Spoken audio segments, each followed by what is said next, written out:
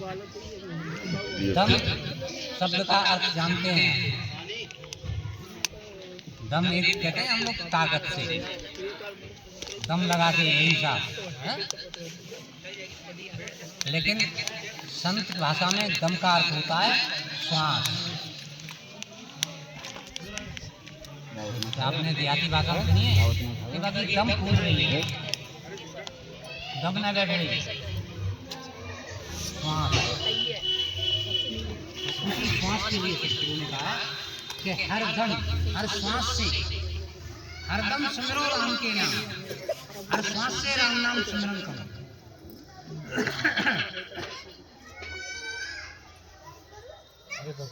उठत बैठत सोबत जागत करत काम नहीं काम। उठते में, बैठते में, सोते में, जगते में, काम करते करते, नहीं करते करते, किसी भी अवस्था में, लेकिन राम नाम स्मरण करो। राम नाम स्मरण करते हैं तो सब चीजें आपके अनुकूल हो जाती हैं। यानी जो माया है, माया से ही हम भ्रमित हैं।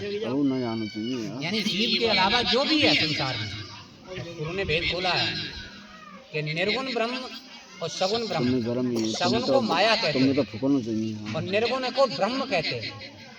लेकिन वास्तव में जो संत हैं वो जानते हैं कि निर्गुण सगुण जो है दोनों ही माया है। और तीसरा ये जीव है, तो वो दोनों माया है, तो वो एक हुआ और एक ही जीव हुआ। तो तीसरा पार ब्रह्म है।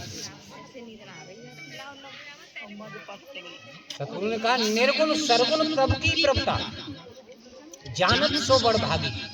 जो निर्गुण ब्रह्म है और सगुण ब्रह्म है, ये पार ब्रह्म की प्रभुता है, प्रभु की प्रभुता है, ये माया है। लेकिन इसको समझ गया वही भाग्यशाली है, और समझा नहीं तो वो इसमें फंसता रहे। तो उठत बैठत सोबत जागत करत काम नहीं काम। किसी भी अवस्था में, उठते में, बैठते में, सोते में, जगते में, काम करते करते, नहीं करते करते, समझे? उठत बैठत सोबत जागत करत काम नहीं काम। सुमिरन भजन निरंतर कर ले, निश्चिन आठो याम। हमें निरंतर सुमिरन और भजन में लगे रहना चाहिए। मौका मिलता है तो भजन करें बैठ करके, और नहीं मिल रहा है बैठ करके तो याद करें उस मालिक को। और ये काम तो कभी भी कर सकते हैं। काम करते करते किसी भी अवस्था में हम राम नाम को स्मरण ही तो करना है। उन्होंने कहा है करसो कर्म विचार करो। हाथों से कर्म जो है विचार करके करिए, सोच समझ, कोई गलती मत करो।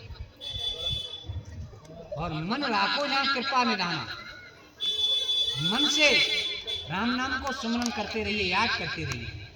इतना सा ही भजन, यही सुमरन कहलाता है। निरंतर तुम्हारे मन में केवल एक याद बस जाए, उसके अलावा दूसरी की तरफ जाए चिंता, लेकिन तुरंत लौट के आ जाए। संसार की चिंताएं, संसार में रहते हैं, बहुत सारी सब चीजों को सोचते विचारते हैं, सबकी तरफ ध्यान जाता है, लेकिन ध्यान बार बार लौट करके उसी राम नाम पर आए। ऐसी अवस्था बनानी चाहिए। तो सुमिरन भजन निरंतर कर ले, निश्चिन आठो याम।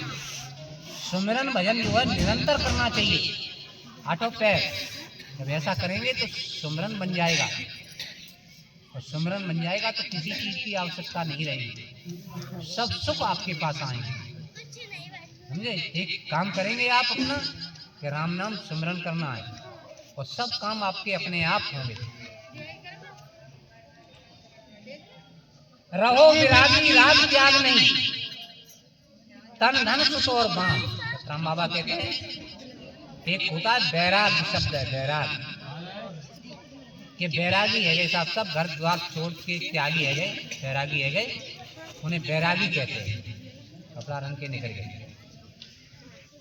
लेकिन यहाँ शब्द कहा है सतगुरु ने बैरागी। रहो विरागी राग त्याग नहीं, विरागी होकर के रहिए। विरागी का मतलब होता है विशेष राग, विशेष प्रेम। राम नाम से विशेष प्रेम करिए, रहो विरागी राग त्याग नहीं। लेकिन राग भी नहीं छोड़ना है, प्रेम भी खत्म नहीं करना। किससे? तन धन सुत और बाण, अपने शरीर से, अपने धन से, धन संपत्ति से, और अपनी स्त्री से, अपने बच्चों से प्रेम भी खत्म नहीं करिए। इनसे प्रेम भी होना चाहिए, लेकिन विरागी होकर के रहिए। विरागी का मतलब विशेष प्रेम, मालिक से, नाम से करिए, मालिक से करिए। तो रहो विरागी राग त्याग नहीं, तन धन सुत और बाण, कर सो कर्म विचार करो और गाओ राम गुण ग्राम।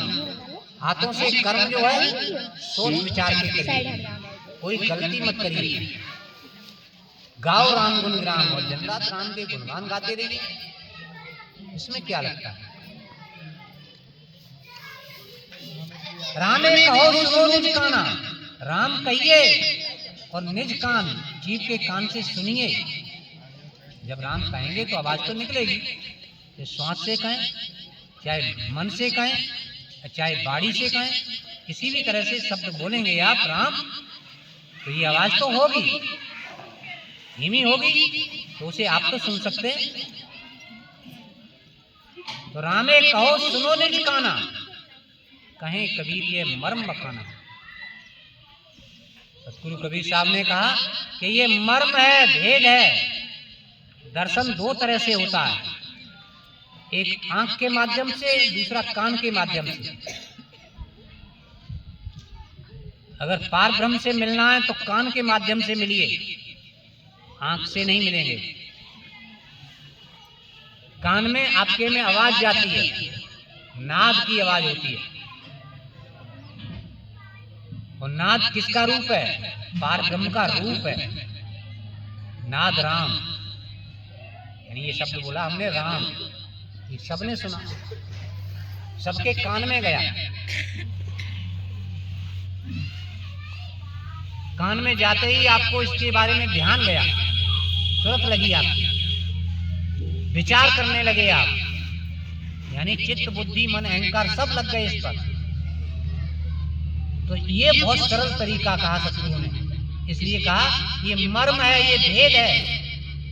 कान के माध्यम से अगर नाद को सुनते हैं, राम नाम सुमरन करते हैं, सुनते हैं राम नाम जब किसी भी तरह से कहते हैं, चाहे मन से कहें, वाणी से कहें, अथवा श्वास से कहें, इनसे जो आवाज निकलती है, उस आवाज को अपने कान से जब सुनते हैं, तो कान के माध्यम से जो आवाज जाती है आपके अंदर, वो आपकी सब जो गुप्त इंद्रियां हैं, चित्त बुद्धि मन अहंकार और इच्छा, ये सब सुनती हैं।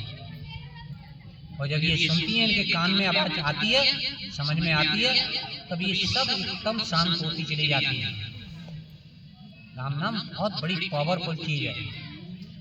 एक बार राम कहने का इतना बड़ा महत्व होता है कि संसार में वो कीमत है ही नहीं, तीनों लोक से ज्यादा कीमत है एक राम नाम की।